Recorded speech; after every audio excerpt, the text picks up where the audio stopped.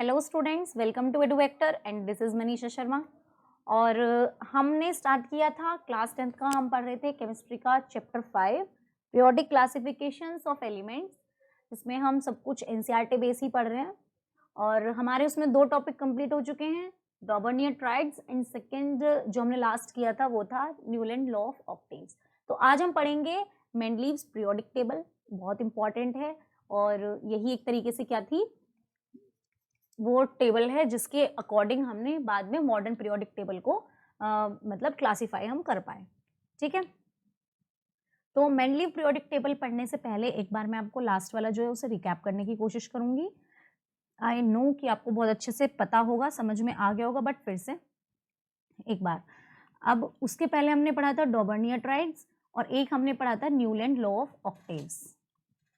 ठीक है, ये हमने क्या की, हमने 2 चीजें पढ़ी। डॉबर्नियर ट्राइड्स में उन्होंने कहा था, डॉबर्नियर ने कहा कि उन्होंने कुछ ग्रुप्स में एलिमेंट्स को डिवाइड कर दिया और उन्होंने एक ग्रुप में 3 एलिमेंट लिए। उन्होंने कहा कि जो बीच वाले एलिमेंट का एटॉमिक मास है वो इन दोनों के अरिथमेटिक मीन के बराबर होगा। क्लियर? न्यूलैंड ने कहा कि ठीक है, उन्होंने भी कुछ इस तरीके से बोला कि जो 8th एलिमेंट है वो अपने से पहले वाले की जैसी सिमिलर प्रॉपर्टी शो करेगा, क्योंकि दोनों के दोनों किस पे बेसिस थे, एटॉमिक मास के बेसिस पे क्लासिफाई किए गए थे। तो इसीलिए ये दोनों बहुत ज्यादा देर तक नहीं चले, ये सिर्फ क्या हुआ, कैल्शियम तक गए और वहां जाकर ये अटक गए। इसके आगे मतलब जो हेवियर एलिमेंट से वहां पर ये वर्क नहीं कर पाए। यही इन दोनों की क्या रही, लिमिटेशन रही। ठीक है, फिर उसके बाद आते हैं मेंडलीव, जिन्होंने थोड़ा सा फिर से और ज्यादा क्लासिफाई किया एलिमेंट्स को और जिन्होंने बताया कि जब हम एलिमेंट्स को उनके एटॉमिक मास के बेसिस पे रखते हैं तो वो एलिमेंट्स जिनकी प्रॉपर्टीज सेम होती हैं उन्हें भी हमें क्या रखना चाहिए, रेगुलर इंटरवल पे। ठीक है, तो अब हम स्टार्ट करते हैं क्या, मेंडलीव की पीरियोडिक टेबल।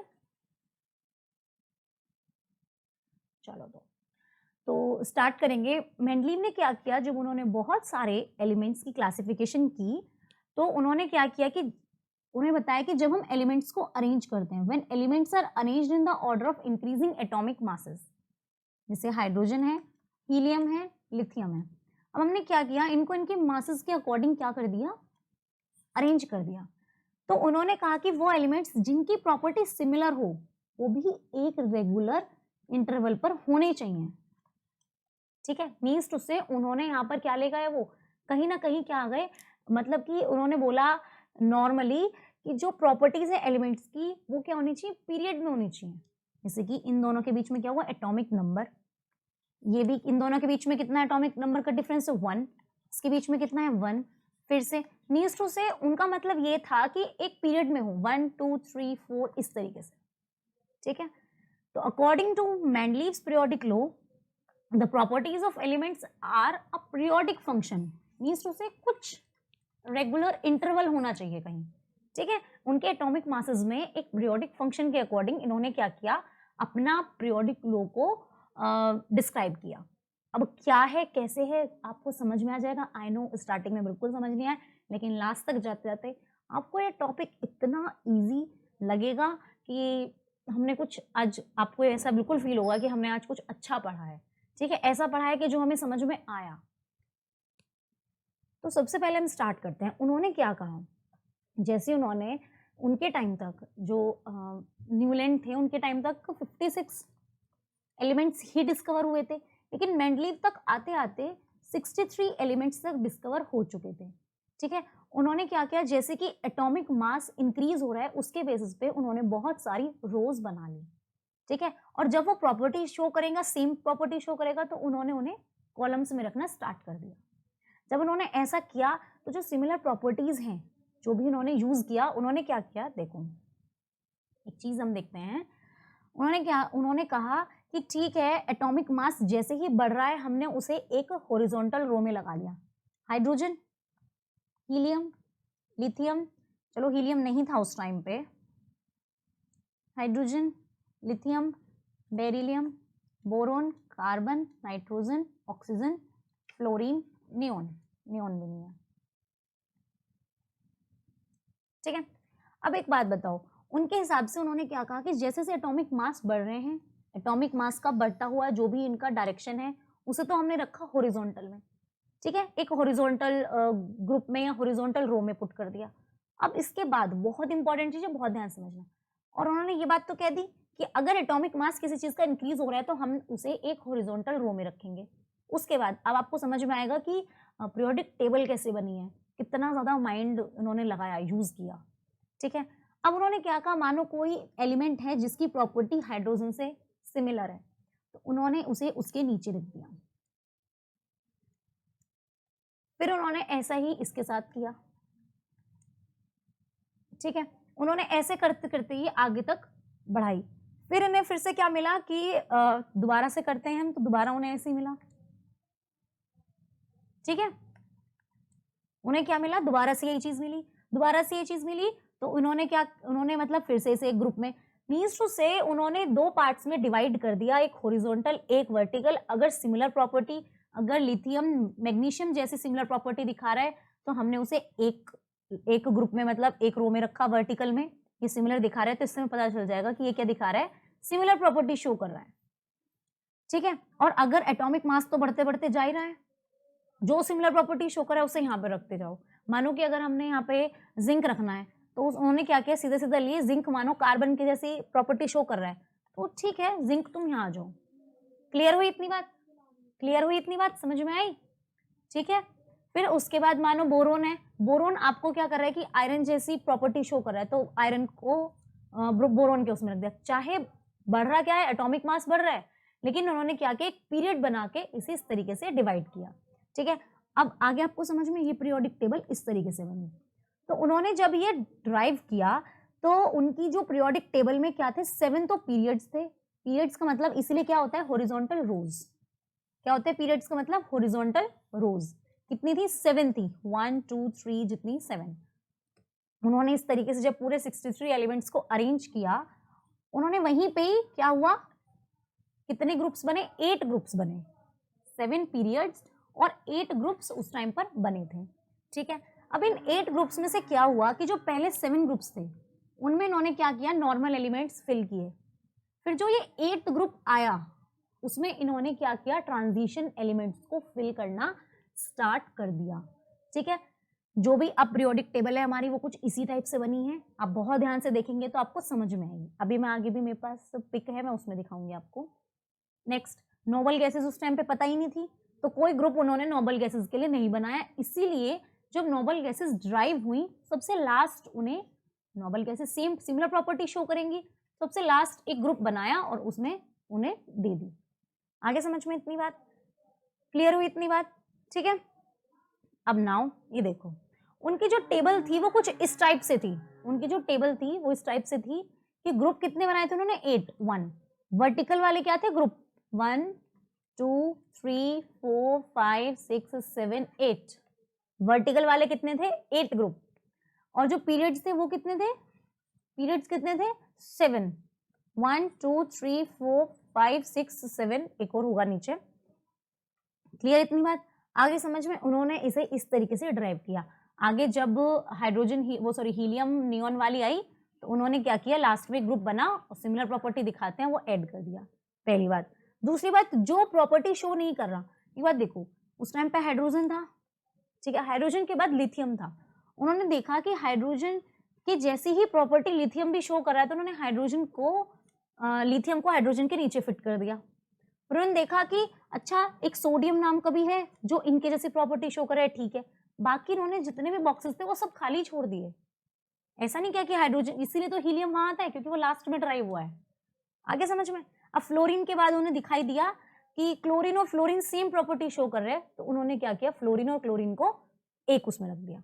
इस बात से कोई, और देखो सभी में क्या हो रहा है, atomic number, atomic mass increase हो रहा है। क्लियर इतनी बात? ये यहाँ पे इनका जो लिखा हुआ है ये एटॉमिक मास लिखा हुआ है, ठीक है। जहां उन्हें ये लगा कि ये दोनों ही सिमिलर प्रॉपर्टी शो कर रहे हैं, तो वहां उन्होंने सीरीज बनानी स्टार्ट कर दी, first series, second series, first series, second series. Clear हुई इतनी बात? ठीक है, आगे समझ में। अब इन्होंने क्या किया, जैसे इन्होंने फिल किया ये, तो कोई भी ग्रुप नोबल गैसेस के लिए नहीं था। लास्ट में आया जो हर ग्रुप में एलिमेंट्स थे जो सिमिलर हैं, वो प्रॉपर्टीज दिखा रहे हैं, तो वो रखे गए। ऐसे ही पीरियोडिकली क्या हो रहा है, रिपीट हो रहे हैं। फिर उसके बाद क्या हुआ कि कुछ गैप्स भी उन्होंने अपनी पीरियोडिक टेबल में छोड़ दिए।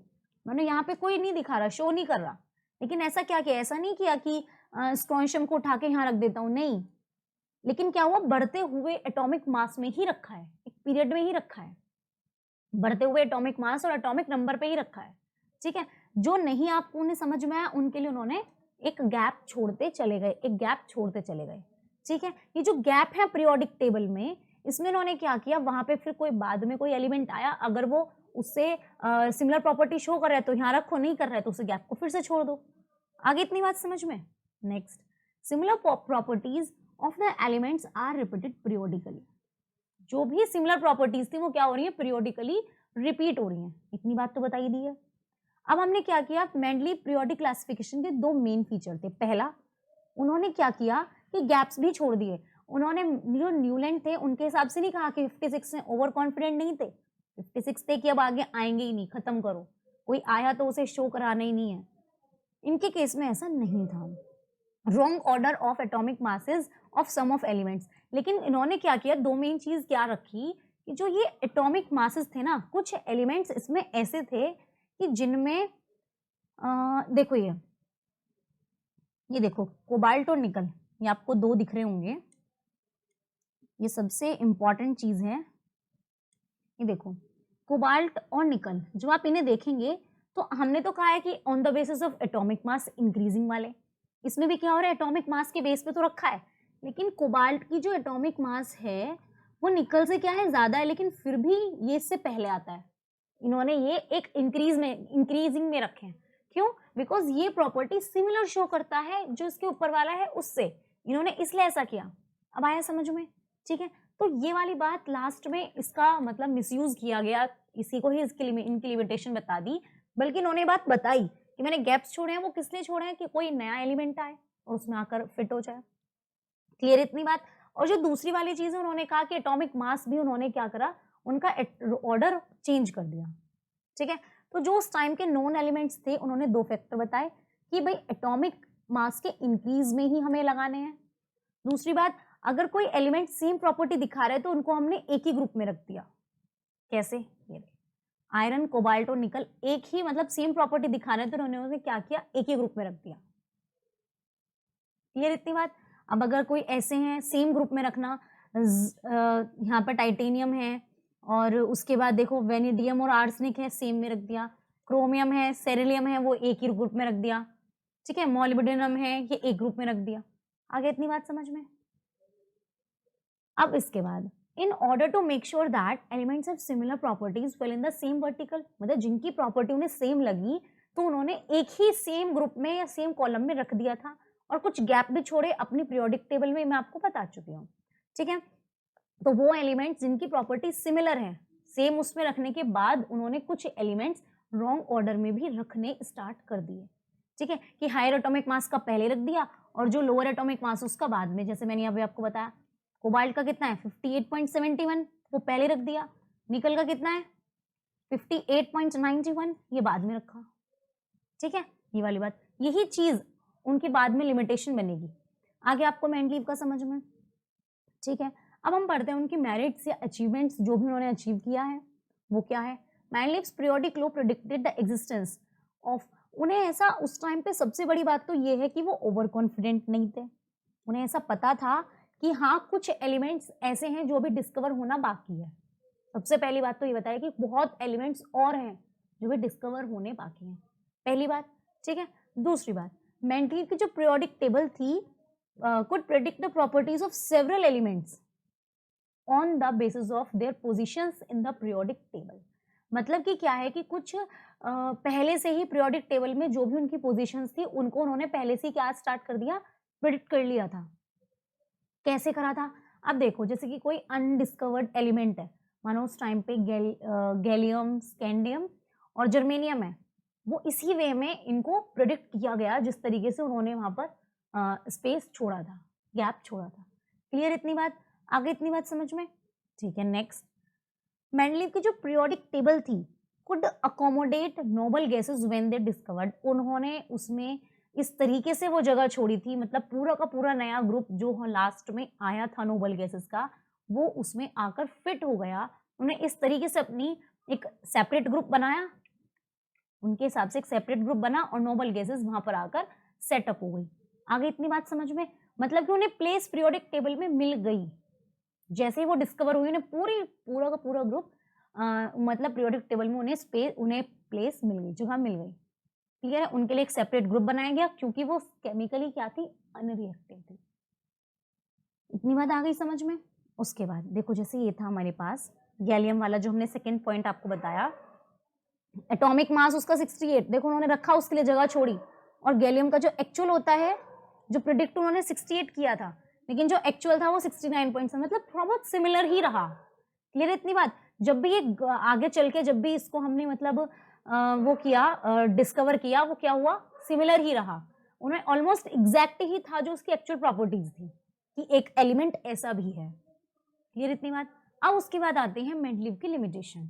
मेंडलीव की लिमिटेशन उन्होंने बताया बहुत कुछ, और आज भी मॉडर्न पीरियोडिक टेबल में मेंडलीव की पीरियोडिक टेबल को ही ध्यान में रखते हुए हर चीज की जाती है। ठीक है, सबसे पहली बात तो इन्होंने आइसोटॉप्स की पोजीशन नहीं बताई। आइसोटॉप्स क्या होते हैं, जैसे कि आइसोटॉप होते हैं जिनकी जो टॉप मतलब जिनकी जो एटॉमिक मास है वो डिफरेंट होते हैं। क्लियर है? जैसे कि अब एक बात देखो, हमारे पास एक क्लोरीन, क्लोरीन का एक आइसोटोप होता है 35 में भी स्टेबल होता है, 37 में भी। ठीक है, इतनी बात। उनके एटॉमिक मास 35 में 30, इन्होंने ऐसा कुछ नहीं बताया कि कौन सा वाला हम पीरियोडिक टेबल में रखेंगे और कौन सा नहीं रखेंगे। क्लियर? तो जिनकी जैसे कि मानो दो आइसोटोप हैं, उनके अलग अलग एटॉमिक मास हो गए। ठीक है, तो इन दोनों के जो आइसोटोप हैं वो सेम ग्रुप में क्यों रखे हैं, कैसे रखे हैं, उन्होंने एक्सप्लेन नहीं किया था। क्लियर इतनी बात। तो पहला लिमिटेशन तो ये हो गया, और दूसरा लिमिटेशन उन्हीं की बात हो गई जिन्होंने कहा था कि इन्होंने एटॉमिक मास को, जिनके मतलब इन्होंने एटॉमिक मास अगर ये नाम ना देते कि मैंने अकॉर्डिंग टू एटॉमिक मास नहीं किया है तो बात अलग थी। उन्होंने क्या किया, एटॉमिक मास का आगे चल के कुछ एलिमेंट्स में ऑर्डर गलत कर दिया, और वो क्यों करा उन्होंने बता तो दिया कि हाँ मैंने ऑर्डर गलत कर दिया, लेकिन वो उस चीज को एक्सप्लेन नहीं कर पाए, could not be explain. Clear? दूसरी बात, उन्होंने एक चीज जो सबसे बड़ा काम किया, जो सबसे बड़ी लिमिटेशन है और इंपॉर्टेंट लिमिटेशन है, कौन सा ऐसी पीरियोडिक टेबल है जिसमें हाइड्रोजन को जगह, इन्होंने पूरी पीरियोडिक टेबल में हाइड्रोजन को कोई जगह दी ही नहीं। मीन्स टू से ये बता ही नहीं पाए कि हाइड्रोजन यहाँ आएगा, यहाँ आएगा, यहाँ आएगा, यहाँ, और अगर यहाँ भी आएगा तो क्यों आएगा, उन्होंने ये बात बताई ही नहीं है। ठीक है, उन्होंने क्या किया, उसे हाइड्रोजन को फर्स्ट ग्रुप में रख दिया, क्योंकि हम मानते हैं कि हाइड्रोजन क्या है, एक एल्कली मेटल की तरह बिहेव करता है, वो भी हेलोजन के साथ। अब एल्कली मेटल क्या होता है, वो हेलोजन के साथ मूव मतलब रिएक्ट कर जाते हैं। सोडियम है, हेलोजन के साथ रिएक्ट कर गया, तो ऐसे ही हाइड्रोजन हेलोजन के साथ रिएक्ट किया, मतलब एक क्या कहते हैं उसे, रिएक्शन की उसने, तो कंबाइन हुआ, वो उससे रिएक्शन की, तो इन्होंने इसी बात को कहा कि इसीलिए उन्होंने वो उठाकर ग्रुप फर्स्ट में रख दिया। ठीक है, ठीक है, तो इसका मतलब ये हुआ कि वो थोड़ी थोड़ी प्रॉपर्टीज एल्कली मेटल्स की शो करता है। ठीक है, लेकिन ये इस चीज को बता ही नहीं पाए कि किस तरीके से, क्यों, बिकॉज अब इन्होंने कहा कि हेलोजेंस क्या है, हमेशा इस फॉर्म में मिलते हैं, क्लोरीन, आयोडीन, ब्रोमीन। ठीक है, लेकिन ये इस चीज को बता ही नहीं पाए कि हाइड्रोजन भी तो H2 की फॉर्म में मिलता है, ये भी हाइड्राइड, मतलब इन्होंने पोजीशन, एग्जैक्ट पोजीशन हाइड्रोजन की नहीं बता पाए कि ये हेलोजन है या फिर ये एल्कली मेटल है, बस इन्होंने इस हाइड्रोजन को एल्कली वाले ग्रुप में रख दिया। क्लियर है इतनी बात, मतलब कि उन्हें प्लेस रख तो दिया, दोनों में बताया उन्होंने कि हेलोजन में भी होता है और एल्कली में भी होता है। क्लियर है, इसकी कोई एग्जैक्ट प्लेस नहीं बताई। ठीक है, तो इसीलिए इनकी जो ये वाली जितनी भी ये सारी बातें थी, इसीलिए क्या बन गई ये, इन्होंने बताया कि अब हम उसके बाद देखेंगे जो हमारी जो अगली थ्योरी आएगी वो ये बताएगी कि जो मेंडलीव ने कहा था वो ठीक था, लेकिन अगर वो यहाँ पर एटॉमिक मास का नाम ना लेके क्या लेते, एटॉमिक नंबर का नाम लेते, तो शायद उनकी पीरियोडिक टेबल करेक्ट साबित होती और कोई उसमें लिमिटेशन ना होती। ठीक है, तो ये तीन लिमिटेशन है, बहुत जरूरी है ध्यान रखना, बिकॉज एग्जाम में पूछी जाती है। So thank you all of you. आज की क्लास में सिर्फ इतना ही। नेक्स्ट क्लास में हम जो नेक्स्ट टॉपिक है हमारा, हम उसे पढ़ेंगे कि मेंडलीव की जितनी भी हैं आज के टाइम पे मॉडर्न पीरियोडिक टेबल है किस तरीके से हैं, ये पीरियड्स क्या होते हैं, ग्रुप्स क्या होते हैं, हमें